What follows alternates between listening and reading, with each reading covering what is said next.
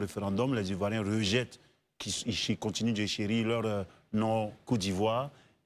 Comment vous allez le prendre, puisque vous faites un investissement de vie sur ce concept-là? Écoutez, honnêtement, je ne pense pas que mes concitoyens, les Ivoiriens, rejetteraient une appellation qui les définirait mieux et qui leur donnerait un peu plus d'estime d'eux-mêmes. Est-ce qu'on peut bien comprendre le concept? Le concept d'Ivoire-Royauté, comme je dis, pour résumer, c'est un concept qui nous appelle au retour à nos valeurs qu'on a perdues. Les valeurs qui sont inscrites dans notre héraldique. Union, discipline, travail, hospitalité, vaillance et surtout méritocratie et artisans de paix. Donc toutes ces valeurs qui sont inscrites, comme je dis, dans nos armoiries, c'est ces valeurs qu'on a perdues au fil de l'eau qui nous ont amenés à être dans cette situation. Et quand on parle d'Ivoire-Royauté, quand on parle de roi de l'Ivoire, parce que l'Ivoire, ça veut dire roi de l'Ivoire, reine de l'Ivoire, ce n'est pas la royauté en termes de monarchie, mais c'est la royauté en termes de souveraineté. Et la royauté en termes d'excellence. Quand vous dites que vous êtes le roi de football, ça veut dire que vous êtes le meilleur du football. Or, dans nos teams nationales, on s'est assigné comme mission d'être un modèle de l'espérance promise à l'humanité, d'être un modèle pour l'humanité en étant excellent, hospitalier et surtout artisan de paix. Donc si on repart sur ces valeurs-là, on devient vraiment un Ivoirien. Et même dans notre constitution, dans son article 51, l'article 51 dispose que seule la souveraineté appartient au peuple. On dit du roi qu'il est souverain. Nous sommes un peuple souverain. Le roi étant souverain, nous sommes un peuple roi. Nous sommes les rois de l'Ivoire. Nous sommes les Ivoiriens, les Ivoiriennes. Donc c'est constitutionnel. C'est juste une meilleure Herman, relance et on passe à la bonne gouvernance. Le beau que vous expliquez de ce concept-là, il peut arriver que les Ivoiriens rejettent l'autre appellation d'Ivoirois ou d'Ivoirienne et qu'ils restent jaloux de leur Côte d'Ivoire. Comment est-ce que vous allez le prendre? C'était ma question, vous n'avez pas répondu. Mais le peuple est souverain. Si, à ma grande surprise, le peuple refuse ce changement de démonyme qui nous convient, à mon avis, mieux que Ivoirien, parce que Ivoirien, c'est galvaudé, c'est péjoratif. On dit, nous, les Ivoiriens, on ne voit rien, et dans les faits, on a l'impression qu'on est aveugle. Bon, je prendrai note. Moi, j'ai l'impression, ça m'étonnerait, parce que j'ai fait des sondages qualitatifs. À chaque fois que j'ai eu le temps d'expliquer clairement le concept d'Ivoire-Royauté accompagné du changement de démonyme, je peux dire que j'ai au moins 90 à 99% d'adhésion. Très bien, messieurs, on sort du concept, il a expliqué, on revient donc sur nos thématiques. On a fait l'éducation, la bonne gouvernance, lutte contre le chômage, s'il vous plaît. Gandhi. Moi, c'est mon avis. Hein. Je dis que le concept d'ivoirien, tout ivoirien, en fait, c'est pas fondamental. Dans tous les cas, on veut tout ce qui sera concret, tout ce qui est infrastructure, tout ce qui est innovation. Concernant, en fait, la bonne gouvernance, aujourd'hui, en l'état actuel des choses, surtout que vous êtes député, est-ce qu'en tant que déjà député à l'Assemblée, vous avez déjà pris des initiatives pour qu'il y ait des changements en termes de loi, par exemple, d'avoir des initiatives pour tout ce que vous dites, c'est des projets, c'est vrai, mais déjà vous êtes parlementaire. Est-ce que déjà vous avez eu déjà des initiatives concernant des lois dans ce sens? Et ce que je veux savoir, en l'état actuel des choses, vous savez que la Côte d'Ivoire a fait beaucoup de réformes concernant en fait la bonne gouvernance avec beaucoup d'institutions qui ont été créées. En l'état actuel des choses, qu'est-ce que vous proposez concrètement? Vous allez réformer, c'est la continuité, c'est la rupture, et dans votre rupture, c'est quoi concrètement que vous nous proposez? Ensuite, merci. Vous savez, l'arsenal juridique existe déjà. Les lois qui répriment la fraude, la corruption existent déjà. On n'a pas besoin de légiférer là-dessus. C'est l'application de ces lois qui fait défaut. Si vous voyez qu'il y a des hauts fonctionnaires qui détournent de l'argent et il n'y a pas de sanctions derrière, qu'est-ce que vous voulez qu'on fasse? Il faut qu'on gouverne par exemplarité. Si nous, on arrive aux responsabilités, mais les gens vont assumer. Moi, je trouve inadmissible que quelqu'un, un indigent, parce qu'il est la faim, il va voler une banane sur l'étal ou bien il va voler un t-shirt sur une corde à linge, il va être lynché sur place, il va être tué, alors que certaines personnes volent des milliards et ils sont assis tranquillement dans leur salon, on les applaudit et même ils passent devant les plateaux de télé.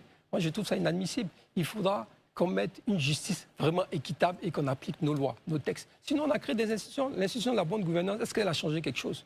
Est-ce que la corruption s'est arrêtée ou bien s'est réduite? Non. Donc, c'est par les moyens de sanctions et peut-être aussi de l'incitation à mieux se comporter. C'est ce qui va nous permettre de régler petit à petit ce problème de corruption et nous pousser à être plus d'intégrité. Et c'est là où le concept d'Ivoire-Royauté aussi survient. Parce que quand je parle d'Ivoire-Roi, comme je vous dis, c'est revenir à certaines valeurs, la valeur d'intégrité. Si vous mettez par exemple dans une entreprise, vous dites que c'est secondaire. Mais si vous avez une entreprise où le personnel est corrompu, le personnel fait du clientélisme, vous pensez que cette entreprise, malgré tous les attributs qu'elle a, elle peut fonctionner correctement? Forcément, elle est vouée à l'échec. C'est pour ça que le changement de mentalité, de comportement que nous prenons, c'est un préalable.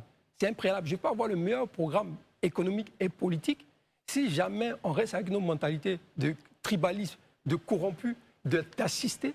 Mais je vous promets que Mais comment ça va on pas change ça? S'il vous plaît, mais c'est monsieur, pas l'exemplarité, personne à la fois. je vous l'ai dit. Moi, quand je suis arrivé à la tête de la mairie de Zuna, par exemple, mes collaborateurs avaient été habitués à des avantages indus.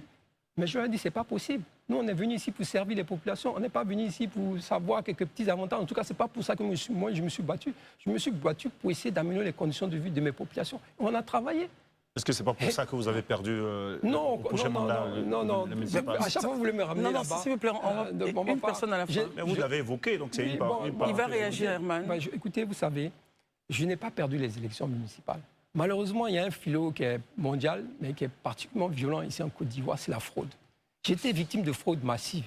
J'ai déposé un dossier à la cour, au Conseil d'État, avec des preuves à l'appui. Jusqu'à présent, je n'ai même pas vu les écritures du Conseil d'État. Une décision a été prise sans motivation.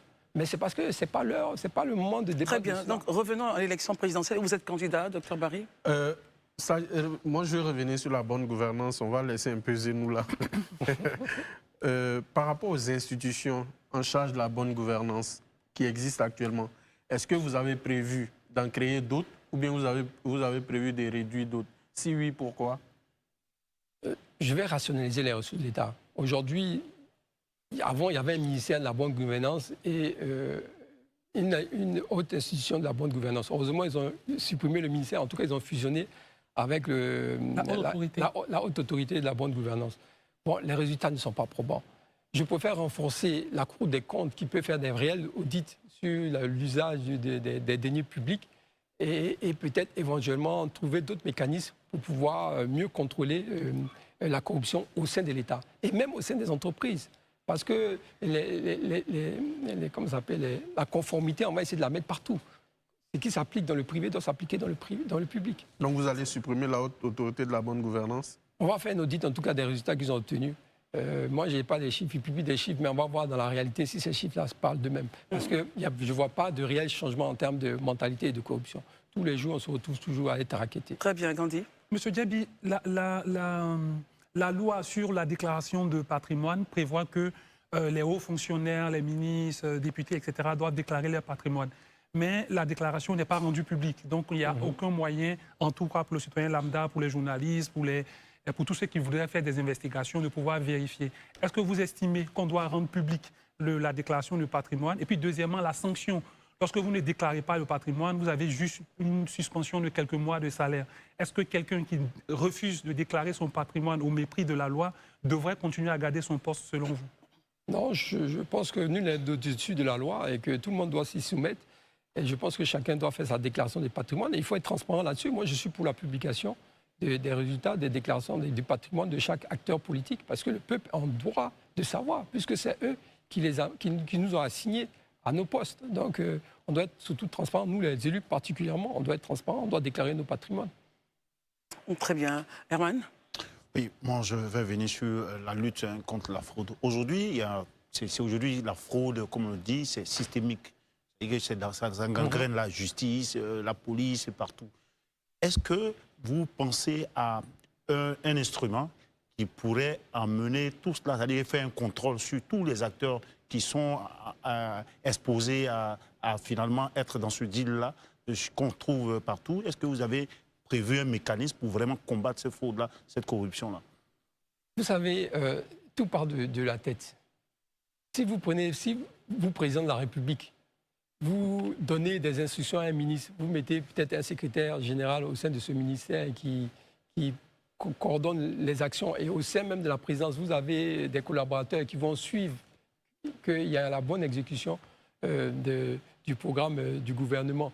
Et quand on détermine que le ministre n'a pas fait les choses dans les normes et que vous le sanctionnez, vous verrez qu'en bas de la chaîne, les gens vont se tenir droit. Non. Donc moi, effectivement, je vais contrôler à titre personnel l'action gouvernementale. En plus des députés qui sont à charge de contrôler l'action gouvernementale, moi, en tant que président de la République, je vais effectuer des contrôles et j'aurai des collaborateurs qui vont effectuer ces contrôles. Et je vais faire des visites inopinées dans les administrations pour s'assurer que le service public est bien assuré. Je vais rentrer dans des hôpitaux publics pour voir si les malades sont bien traités et si la CMU fonctionne correctement et que comment ça s'appelle, la PSF a les médicaments comme ça se doit. Donc, on va faire des contrôles sur le terrain et on va prendre les sanctions qui s'imposent. Dès lors que vous sanctionnez, vous verrez que les gens vont rentrer dans les rangs. Très bien.